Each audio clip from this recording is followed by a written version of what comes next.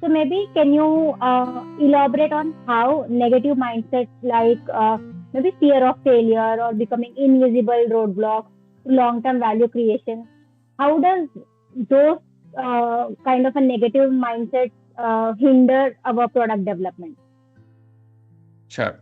One of the things I mentioned in the book is building up on what was written in another book by Carol, which is the growth mindset and the fixed mindset. The growth mindset will try to step into the unknown by using what we know so we uncover new possibilities. That's what the growth mindset is all about. But a fixed mindset will try using what we know to protect ourselves. Would you like to talk more about what robust product principles are? How does it help product teams being more consistent and also trying to ensure how they perform well in an environment which is most of the time is maybe dealing with unknowns? The answer I have to this is probably a little bit unexpected by most people. Most people think that the state of the art product teams, they have tremendous equipment and they have solid frameworks and everything is clear how they do it. Actually, from my experience, what I have seen is a little bit different. They have tremendous flexibility, tremendous simplicity, and tremendous adaptability. So, what do I mean by that? They don't worry about the frameworks that much. They do worry about learning from customers. They do worry about collecting insights and testing their ideas as fast as possible. Feeling stuck in product development trap? This episode dives deep into the hidden traps that derail product teams and equips you with powerful strategies to break free. Learn how to move from coordinative to truly collaborative workflows, crafting a winning product strategy, prioritizing outcomes over outputs, and building a strong, resilient product teams. For this, we have David Pereira as our guest today. David is a product leader, coach, and now a debutant author of the book Untrapping Product Teams. He has more than 15 years of experience in the product management. He has sharpened his skills by leading diverse teams from startups to giant corporations. Since 2020, he has openly shared his mistakes, failures, and insights on product management, reaching over 10 million readers worldwide. His thought-provoking courses have more than 15K satisfied students across 120 plus countries. Join us as David takes you on a journey from strategy to delivery, empowering you to unlock lasting product success. Also, watch or listen to this episode till the end for the discount code, especially for our audiences, using which you can get generous discounts on this book.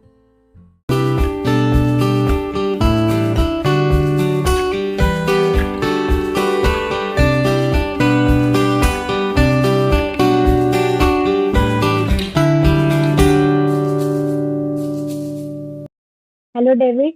Welcome to the podcast by Agile Coaching Roundtable. It's a great pleasure and honor having you on our show. Thank you so much for joining us today. Thanks for having me here. It's a pleasure to be here. Okay, so today we want to have a conversation with you, obviously on your book, and we will want to learn about more about the product management and specifically related to your books and the topics that you have covered in the book. So, to begin with, maybe I have a very basic or maybe curious question. The name of the book, right? So, maybe I want to understand what do you mean by team trap and untrap? I mean, why did you, I mean, come up with the title like untrapping the product teams, right? So, what according to you is trapping teams and untrapping teams? Sure. So, how did I come to this? In summary, a story of my life. So, what happened over my career is I realized I was not getting to the results I wanted. And in the beginning, I just thought I was not good enough for that. So, I moved to different places and I kept seeing the same things I saw before. And then I realized that as I evolved into product management, other people would face the same challenge I had. And that's what I call a trap. For example, a trap could be the habit of cultivating extensive product backlogs. So you just keep them as big as possible so all stakeholders think that their request is in, and then once it will come out of the backlog. But that's a trap because actually you will keep talking about promises instead of learning and so on. And what is untrapping in this case? Untrapping it is about helping teams uncover traps they might be aware of, they might not be aware of in some cases, and then they get rid of that and then they create value faster. So that's why I say untrapping product teams. And the idea is starting from the untrapping because so far I have worked for around 10 companies full time and I consulted more than 50. And there is no single company I have seen or consulted that has no trap. All companies, they have different things, and that's okay. It is about saying what is going wrong so we can fix that, and then we have a chance to act today for a better tomorrow. Okay. And when you talk about, the idea of trap or untrapping teams, and maybe especially with the example of adding items to the product backlog as a false promises that we do to anyone, how do you see that teams, maybe to say an agile team, how do you see that uh, they come out of it, or maybe what are the things that we should be doing so that there is no pile up of information in terms of the items to your product backlog? We restrict it, or maybe how do we see that we don't keep on adding to those false promises, in especially in the product development? Sure. So the first thing is starting with the mindset. It is about what you believe to be right and then focusing on that. What I see happening quite often, it is teams are focused on frameworks, processes, and they think, how would this framework enable me to achieve A? Or how should I play Scrum? And sometimes they ask the question, for example, how should I do that with Scrum? And that's not the Correct. best question. The best question is, how could I do that? Then you can see if Scrum helps you or not. So start with the mindset. And the mindset of any product team is to create value for customers and collect value for the business. Of course, the discussion what value means is another thing, but once you have this mindset, looking at the product backlog, someone comes and say, hey, I would like you to do A. Instead of saying, all right, I'm gonna put in the backlog, you ask a question, how does this help us with our product vision? How does this contribute to our product strategy? How does this relate to our current goal? And then you realize that once you start asking these questions, many things are unclear and many things are unrelated to that. So you say, let's not invest time into that. So we have energy to what truly matters. Absolutely. And also, since you talked about mindset, right? So, obviously, we understand that mindset plays a very crucial role over here. So, maybe can you elaborate on how negative mindsets like maybe fear of failure or becoming invisible roadblocks to long-term value creation, how does those kind of a negative mindset hinder our product development? Sure. One of the things I mentioned in the book is building up on what was written in another book by Carol, which is the growth mindset and the fixed mindset. The growth mindset will try to step into the unknown by using what we know so we uncover new possibilities. That's what the growth mindset is all about. But a fixed mindset will try using what we know to protect ourselves. But the thing is, as human Wow. beings, we we want to feel protected, we want to feel safe, you know? That's our nature, that's how our brain works. So it's not a problem to feel like that. But it is a problem when you work with complex products because you simply don't know what you don't know. So you need to step into the unknown as fast as possible. So when we say fear of failure, which is very related to a fixed mindset, we will ask the question after failing, we ask, how can we avoid this the next time? And what you get as a result is a stronger process. So you are forced to call inside the line. But as a byproduct, you kill innovation because then you need to color inside the line. A growth mindset will ask instead, what can we learn from this? What happened that we didn't know? Then you learn from that, and then you become, let's say, more knowledgeable to continue moving step by step. So a few things I mentioned there is it is common to see something like outputs over outcomes. What do I mean by that? I use the word over, I'm not talking about instead. When you talk about outputs over outcomes, you are saying we start with the features, we discuss the features, and maybe we deliver some outcome, some value. The right thing would be outcome over Other way around. output. So, what do we want to achieve? Explore different things, and then you figure out which is the right output. So you need both, but which one do you prioritize? How do you organize that? So there are many things that happen here. There are also decisions. For example, how do you make decisions? A very common way is I call it the consensus-driven decision framework.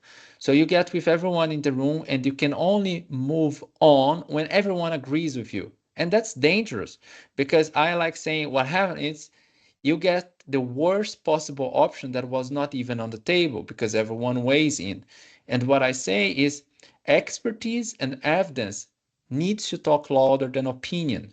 You can start with an opinion, but then let's look at the evidence we have. Let's consider expertise. For example, I was talking to you before we start recording regarding my book cover.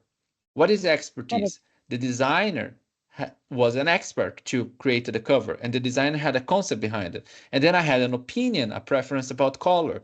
So I told the designer, I want you to do that. The designer agreed because I was the one paying. But then I stepped back. I said, how did you come to this choice of design? Wow. Then I understood that and I said, okay, it makes total sense. So let me step back, forget what I said. It's just an opinion and it has no expertise behind it. Let's go with your expertise. So that's what I'm talking about, expertise, evidence, and the different types of mindset, growth mindset, fixed mindset. Okay. So there was a very interesting point that you mentioned is like output versus outcomes, or maybe how there needs to be a shift from that aspect, right? Uh, Maybe if I'm part of a an agile team, or to be specific, a Scrum team, as part of a developer, right? The intention for always an engineer from part of the Scrum team is always is to focus on you know working on features, or maybe creating, for them it's like a value creation is like working on a feature. But if we look at from a product aspect, maybe for them it's like how we are trying to create value out of it. So my question I'm trying to put is, how do we measure that when we say that we should move over from move beyond from an outputs to more over from to an outcome culture, right? How do you think that that should gradually shift in a product mindset? One, maybe if you want to share your thoughts about that. Sure. It's a very important question, and I see pressuring mainly here, for example, in Europe. There are many software engineers that have been told what they should be doing. They receive requirements and they implement it. I'm not challenging this, but I'm saying that's limiting. And if you want to get software engineers to move from outputs to outcomes, they need to be involved on defining the solution. So that is a shift of mind. And one of the things I like telling software engineers is I don't like seeing you as a doer. I like seeing you as an achiever. And if I tell you Wow. which solution to implement, I limit you to being a doer. I don't like that. So one thing that I like doing instead is saying, you are way better than me as a product manager to come up with the solution because you are into the code all the time. So you know what works in terms of feasibility, which I would not be aware of.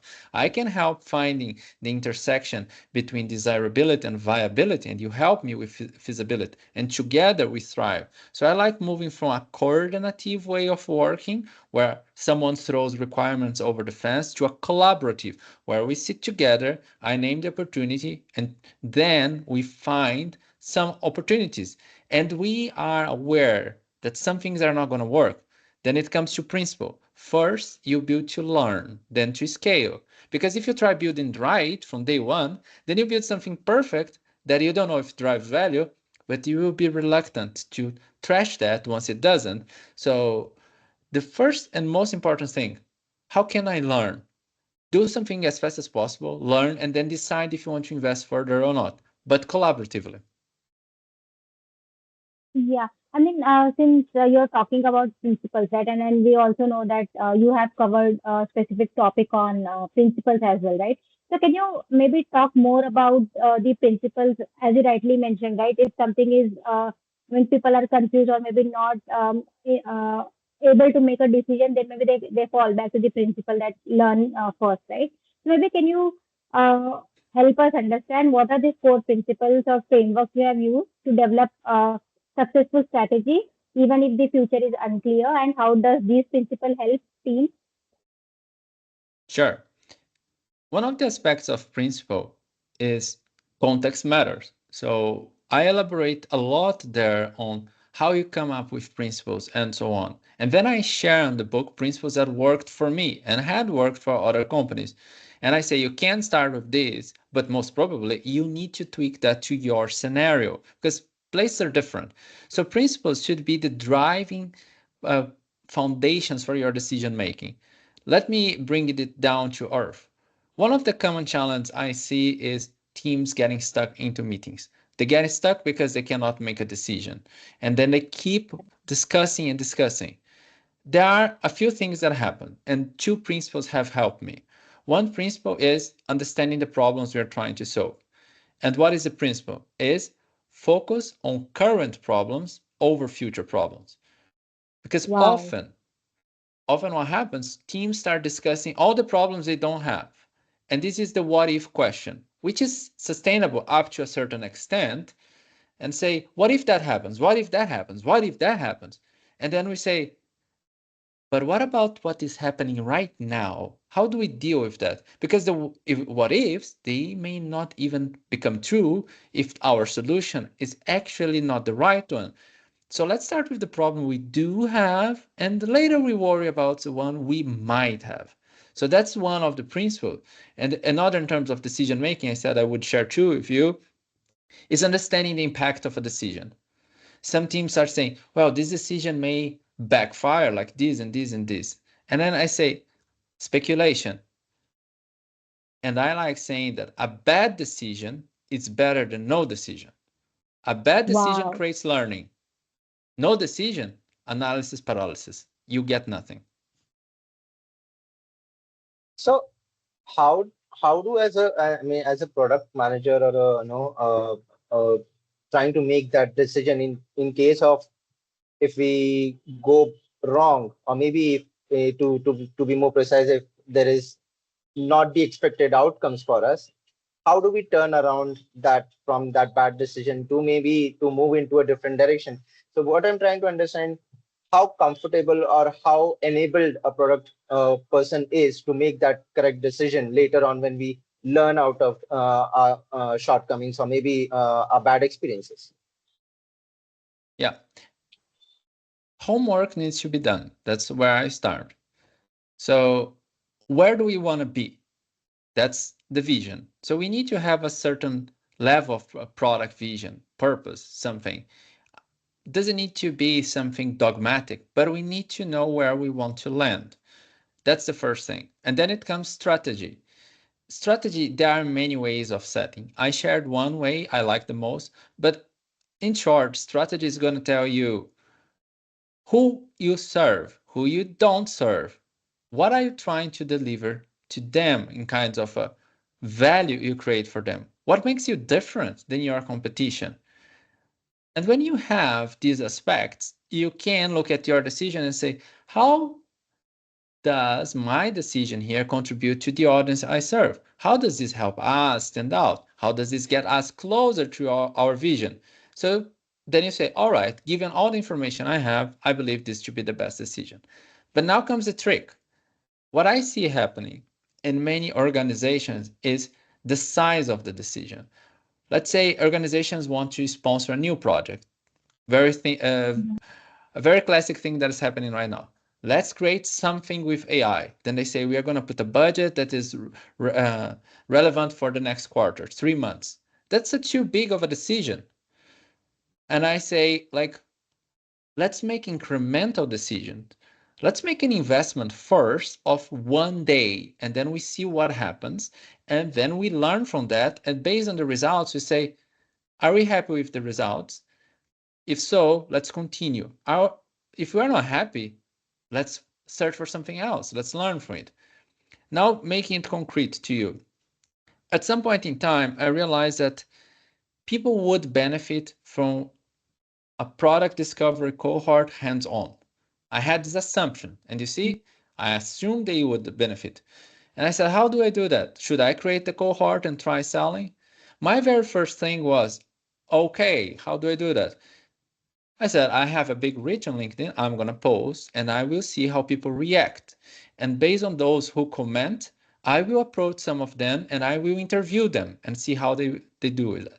So I started approaching. So there was a few people interested there. And then I said, all right, it seems something. I said, now I'm going to take the second level here. There's one way you see if your idea has some worth or not.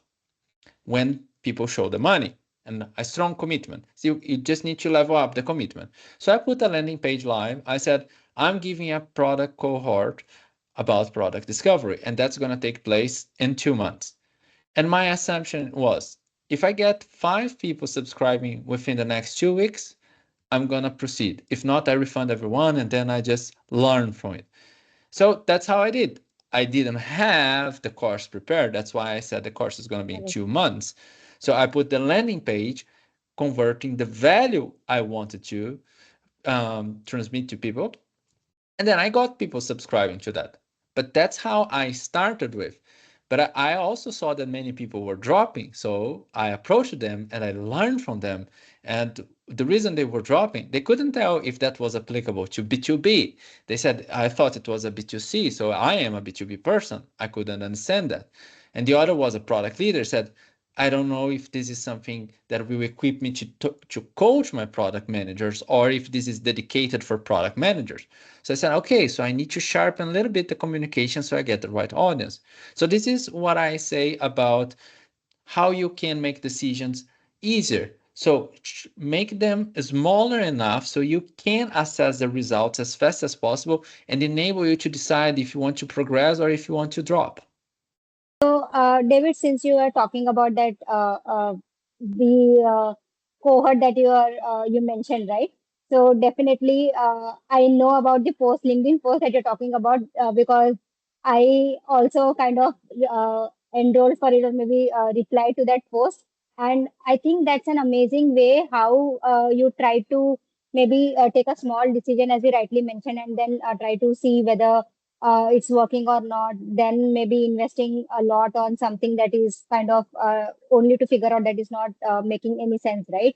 So, with that, what I also, I mean, kind of trying to relate it is, isn't it related to the feedbacks that we talk about, right? I mean, the feedback that we seek from the customer, right? So, isn't the decision making that you're talking about, isn't that related to the feedback from the customer, or the feedback loops that we receive to the from the customer? That would be one type, yes, for sure. For example, when I talk about the strategy, I use the link canvas created by Ash Moria. And the ninth quadrant is called the unfair advantage. And one thing that Ash Moria says is your unfair advantage is how fast you can learn. So learning speed is fundamental. And that's one thing in terms of decision making, connecting to customers. And the only thing we want to know is if our idea delivers value. Because generally we spend time within the question, how can we accelerate delivery? This question has value in it, but it's not the most important one. The most important one is how fast can we drop bad ideas so we can invest in the worth ones, because there are many ideas and not all of them are good. So how can we identify the ones that are good, the ones that are bad, and so on? But that's product related. But when it comes to decision making, you wouldn't be surprised if what happened is the teams start discussing on how they are going to work on something related to the code, for example. They say, hey, should we do A? Should we do B? How do we do? And then they start speculating around everything to a moment that everyone is discussing the work and no one is doing the work. So I say, hey, let's just get hands on and learn by starting doing, because only when we get hands on we uncover things we simply didn't know about it. And I like saying, like, when I started writing the book, I had no idea what it entailed writing a book. And you know what? I didn't want to know. I said, let me get excited about it. So let me get more people excited with me on this journey. And then I will deliver incremental value on this. And once I see this thing is flying, I will commit more. And if it's not flying, I will just dump it. So that should be with the others. I started writing the book in Google Docs. Then I put in another platform to get better feedback and so on. But I didn't start thinking, what is the best way to collect feedback from beta readers? I said, it's a question I should just not bother with. Right now, the only thing is, how Correct. do I write something? So I just needed a blank paper and write it. So just start it. So it's decision about customers, decision about process, decision about collaboration. In short, let's just get going. Then we see what works, what doesn't work, and then we change to what will serve us best. Wow.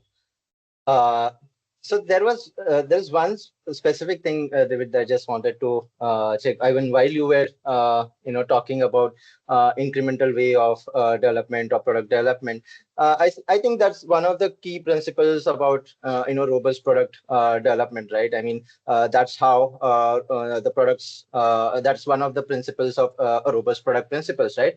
Uh, I know that to some extent you have already covered, some aspects of it. Would you like to talk more about what robust product principles are? How does it help, product teams being more consistent and also trying to ensure how they perform well in an environment which is most of the time is maybe dealing with unknowns? The answer I have to this is probably a little bit unexpected by most people. Most people think that the state of the art product teams, they have tremendous equipment and they have solid frameworks and everything is clear how they do it. Actually, from my experience, what I have seen is a little bit different. They have tremendous flexibility, tremendous simplicity, and tremendous adaptability. So, what do I mean by that? They don't worry about the frameworks that much. They do worry about learning from customers. They do worry about collecting insights and testing their ideas as fast as possible. What differentiates them from most teams, like they have a sharp tool set. So they look at that toolbox and they say, we need to learn something. What is the best way? Is it a customer interview? Is it a segmented test? Would it be, for example, Wizard of Oz test, kind of fake until you can make it? Or should we behave as the product concierge test? So they know different techniques and then they say, haha, here that's what it fits best. Let me try that out. So that is a difference. And it's not about having something predictable. It is about adapting to the situation presented to you given the skills you have. So that's what I have seen. They will have for sure solid principles and clear strategy. Oh, wow. So maybe David, another important thing that your book mentions is about the philosophy or maybe the concept of forgetting what you know and discovering what matters. So how does this approach fundamentally shift the product development process?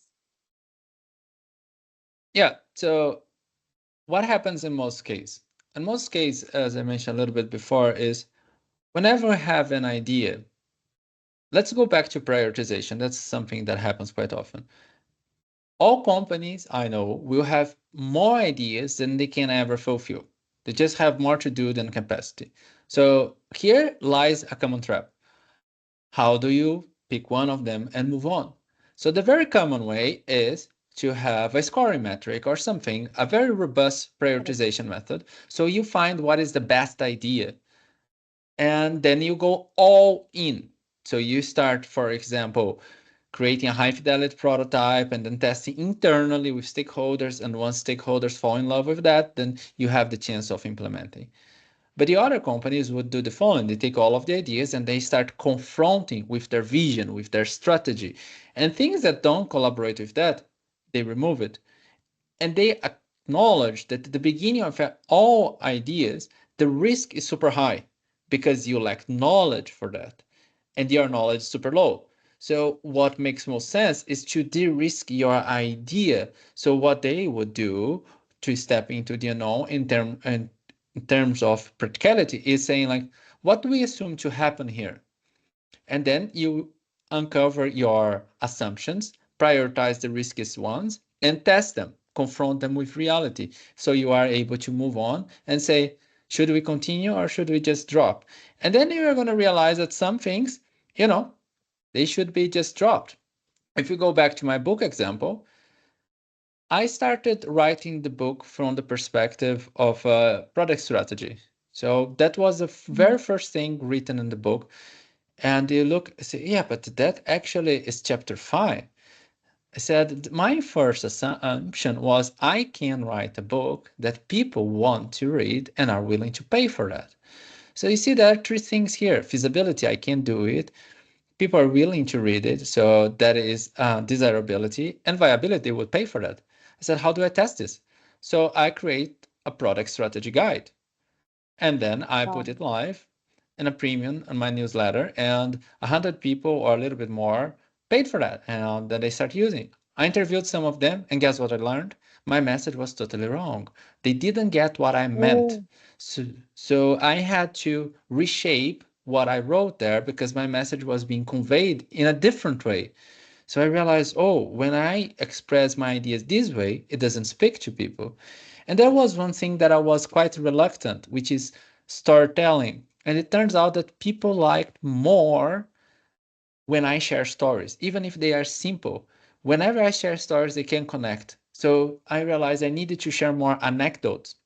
So it turned out that the book actually has more anecdotes. It has 31 anecdotes in total, and I had to trim down the content for so long. For example, the initial version had around 85,000 words, and it ended up with 70,000. So I trimmed down more than 20% of the book. oh my God. So maybe just a curious question. So you mentioned that you had like a product strategy in your mind when you were beginning in the beginning of your writing, right? And then only to figure out that it is like chapter 5 of your entire book. So how do you even maybe make a decision saying that, you know what, in this book, you will cover these many things or these many topics. And obviously it has to be unique because it should be something that people have not written about it. Some things like the principles that you talked about, or maybe the concepts that we just spoke about, right? Forget that you know, and maybe discover things, right? So how do you even decide that what you want to write and what you want to leave, and how do you want to maybe the message could be the same that everyone would be talking about it in the product development, or product management, but to package it in a way differently and also come up with your own uniqueness. So it's really a tough job to do. So how did you even come to the conclusion that what all the topics that you will cover in your book? Mhm. It's a bit funny how I came to that. So I had a few assumptions, and as I wanted the book to be in the direction of untrapping product teams, I wanted to start from a perspective like, what are trapping us? What are the things distracting us from doing the work? What would be the elements that we need to bring to the party so we can get out of that? And once we get out of that, how do we ensure we remain out of this game? So that's what I had in mind. So I said, how do I test this? And the best thing I learned is you need to talk to your customers. And the best way possible is to talk to them in person. So I went to several product conferences last year, and I would attend the conference and I would talk to people. There would be different things. First, I started with keynotes. I would give a keynote within this storyline. So I would start with the traps. If you look at the book, there's the collaborative and coordinative flow. All talks would start with that. And then I would go to product management fundamentals, and then I would go to the health checks. And I would see how people would react. And then during the networking part, I would start talking to them. What's bugging you? And so on. I wouldn't say like, what do you think about this structure? And I would say, what keeps you up at night? Then I would hear things like prioritization, stakeholder pushing me, and so on and so on. And I said, what do you do to change that? And then they would start sharing and so on. I said, how do you ensure you are out of that? And then they would talk. And then I tried different ways. I started trying with the solution first and so on. People wouldn't connect to that. And then I tried with other ways. Then I started realizing that whenever I talked within this storyline with the three parts, facing traps, overcoming them, and remaining untrapped, people would engage in a conversation. They would ask more questions and so on. So that's how I came with the decision of this three-part structure, was through several conversations with people. And then guess what I did? I shared the table of contents of a book that didn't Yeah. exist, and I saw how people reacted. Wow, great idea, I would say, because that is kind of a trailer before the picture, right? People would really would want to know what's there in for them, and maybe deciding upon what the table of content is, then deciding whether they want to buy a book or not. But that's a very bold decision, I would say, because I mean, it's kind of showing the piece of the cake already, and then to be not insecure about it, that okay, if I share this, will this idea be sold out, or maybe what if the other people also would maybe write about it. So that's a very bold decision, I would say, but then really like the strategy that you have taken, right? I mean, attending the conferences, talking to people, delivering the keynotes. So maybe it's almost like a product discovery. You treated this as an entire product development in itself, or product management in itself, and kind of you did a product discovery, and then take small decisions, and then maybe build the entire product, isn't it? I mean, was that all in your mind when you were taking up this entire step of writing a book? I haven't thought exactly, but what was in my mind is, how do I ensure I create something that matters? So if I find something that matters, I'm going to work on that. If it doesn't matter, I'm going to drop it. So that's what in my mind. And as a product person, I wanted to ensure value first. And about exposing my ideas, good ideas will be copied. That's okay. That happens, and so on. I've seen several people copying some of my things and quoting me, copying and not quoting. I am fine with that, because the thing is, there's space for everyone.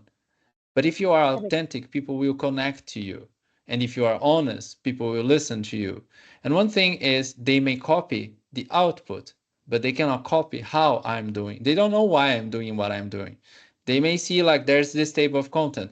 All right, it's a headline, but you have no idea what is there, because the stories are what happened in my life, and you cannot Correct. copy my story. So yeah, so I didn't really mind about it. So it's one of the things I say in the book is, don't be obsessed with competition.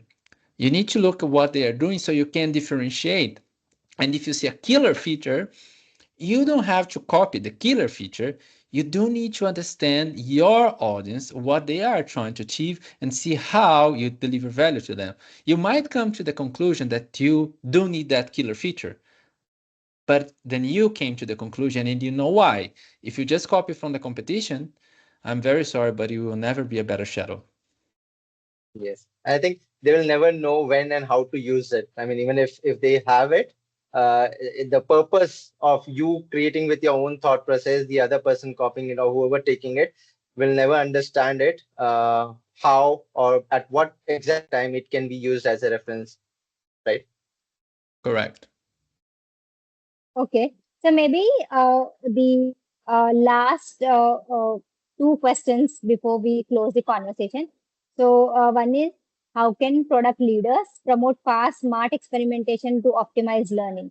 I mean, this is the I think most critical part for the product leaders. I would not say managers or product owners. That's kind of a different debate altogether. So for the product leaders, I mean, how do we learn from their mistakes? Basically, I mean, how do we know that what is the right and fast and smart experimentation to optimize their learning? The first thing is to recognize how reality is, as hard as it can be. So I encourage teams to look at what they delivered over the last 12 months and do an assessment. If they have the tooling for that, use analytics. If not, they will need to do some interview and so on, some things like that. But what I say is, among all the things you delivered, how often do customers use it? That's the very first question.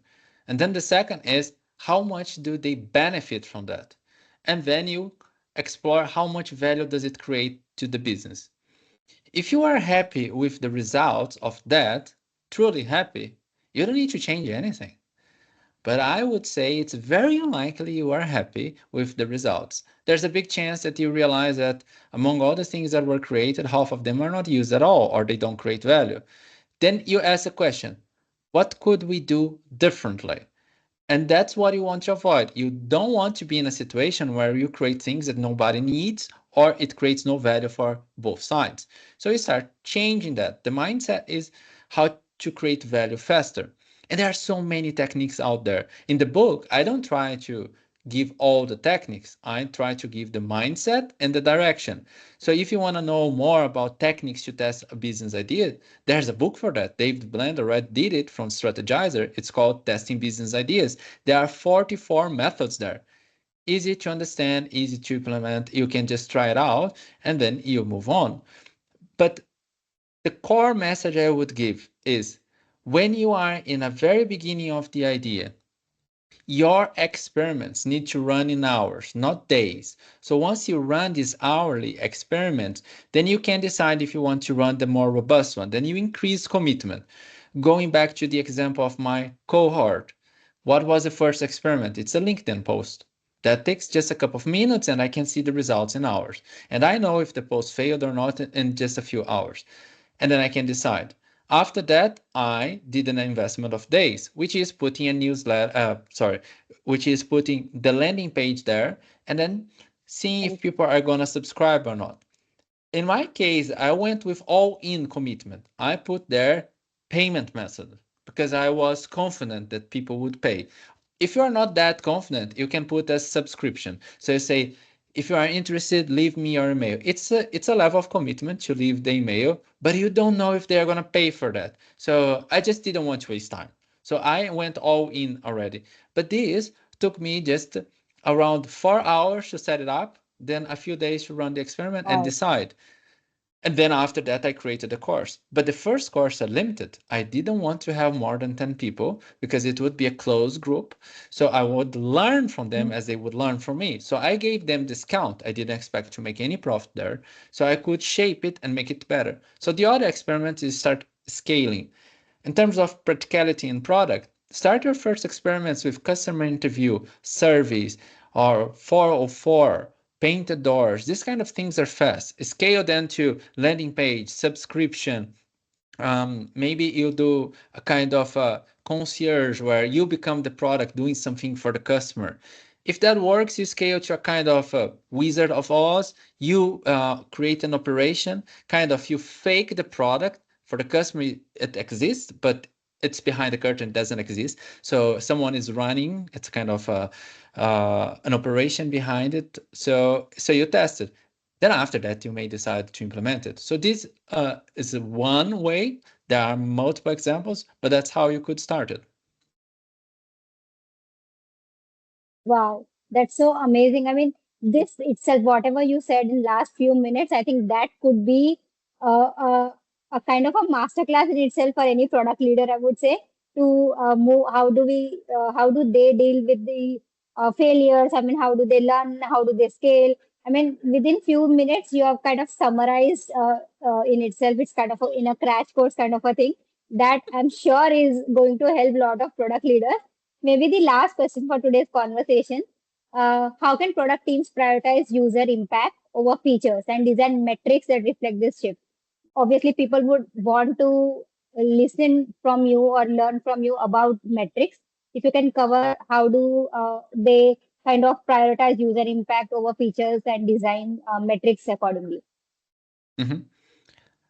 One of the common things I see teams getting hooked up is outcomes all that matters, which is true, but you do need features for that. You don't have outcomes without features. So you need to deliver features at some point in time. But the question is, how do you choose the outcome?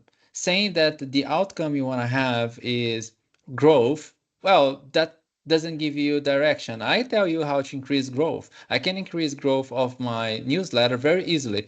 I put everything for free there. The premium costs $1. I increase growth, but then I will hurt profitability. So, what is the thing? When you are talking about metrics, you need to look at the business side first. So, what are you trying to achieve? Growth. What are the trade-offs you have? So if you have a trade-off called customer acquisition cost, saying you can increase the customer acquisition cost, good. So you know where to go and you know what you can trade off. But you still don't know what you should not hurt. And what is that? The guardrail metric. So you should grow while keeping current customers satisfied. So what do you want to see? You want to see retention stable. You don't want to see growth and retention dropping. That means something is happening incorrectly. So you need to look at these parts and then you decide what to do. And then from the customer aspect, the core part to prioritize customer metrics is knowing what your product is for. Because the product has one key objective. For example, one of my favorite products would be Canva. I love Canva, not because I can find assets there, not because I can find presentations or so on. It's because Canva makes me a better presenter.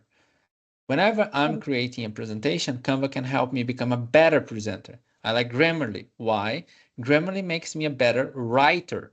It's not because Grammarly correct my typos. So your job is not to correct the other's typo, it's to make the person a better writer. So when you have this mindset, you can ask the question, how do I make the user a better writer? In other words, how do I upgrade the user? And once you can upgrade the user, you will find the metrics that will help you show if that is happening. Then you can measure that. Wow, that's so amazing. I mean, I think it's a altogether a different way of looking at what we measure, right? I mean, I don't think so anyone would think in this manner. I mean, this is not just a product development or management, it is more, I mean, thinking from a business owner perspective, right? I mean, understand what we want to achieve and then try to measure it. I mean, it it all starts with why or what we are trying to achieve it, right? I mean, if we are trying to answer those two questions, maybe I feel that they will understand what we want to measure. So I think what people fundamentally make a mistake is they try to just get, as you rightly mentioned, talk about maybe features or maybe what functionality that we are doing, but not trying to map it to what value that we are creating to the customer, right? So if they try to understand what value they are trying to create or what they are trying to achieve, is when they can circle back to this point. Okay, to do that, what we want to do, and that will guide us what we want to measure. So I think that was an amazing. Again, this answer is also. I mean, this whatever you said in last few minutes again is going to help a lot of product developers or product leaders. I think that's an amazing to learn so many things. At least I have learned a lot about the this space, the product space, in 1 hour of our conversation. So, David, thank you so much for coming over and doing this podcast with us. And we can't wait to hold your book in our hands. And I know that it is already available in India. So, for the audiences, if you really want to buy this book, you can buy it from Amazon, and that is very popular here in India. So, you can buy your book from Amazon, get your copy, and you will really benefit a lot from this book, because the, as David mentioned, the table of content is already available. So if you want to have a look at it, just have a look at it and then decide for yourself if you want to buy this book or not. And we are definitely going to have our copy really soon, and can't wait to learn so much from that book. So thank you so much, David, for coming over and doing this podcast with us today. It's been a pleasure. Thanks for the invitation. Thank you, David. Thank you so much for making it till the end. Here are the discount details. To avail the discount on the book, click on the link given in the description and add the coupon slash discount code Pereira, that is Pereira. I repeat, Pereira in capitals Pereira, and order your book now. Also, do share your reviews on either Amazon or Goodread. Thank you so much for watching this episode patiently till the end. We hope you enjoyed the episode. We'll meet you again in the next episode. Till then, if you like our podcast show, then do like, share, subscribe, and let us know your feedback in the comment section. You can also listen to the episodes on Spotify, Apple Podcasts, Google Podcasts, Amazon Music, and Audible. Thank you.